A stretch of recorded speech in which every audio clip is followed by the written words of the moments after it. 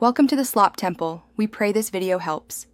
You begin by reclaiming one clear area for a focal rangali and altar. This sets flow and safety. Once done, stow backpacks and move desks to open a 25% center zone. Make sure to collect 10 tea lights, battery string lights, scissors, tape, and colored paper. These are your core materials. You assign 2 students to mark measured zones at entry, windows, and the board so decorations stay organized and traffic safe, which prevents clutter and keeps sight lines clear for activities.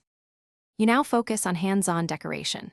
Start by folding 6 paper diyas and crafting 12 simple lanterns from colored sheets. These are lightweight and reusable. Once ready, hang battery string lights along windows and the board at roughly 1.5 meter intervals, securing ends with tape so lights don't droop. Make a 1 meter rangali outline on the floor and fill it with colored sand or flower petals for a bright centerpiece. As you work, keep exits clear and supervise hot items. You finish by polishing details and running safety checks. Test all battery lights and tea lights and replace batteries immediately if anything flickers. Once done, add clear signage. Keep clear near the rangali and no open flame if you used only battery candles to communicate rules. Make sure to create a 2-meter aisle and secure cords so no one trips.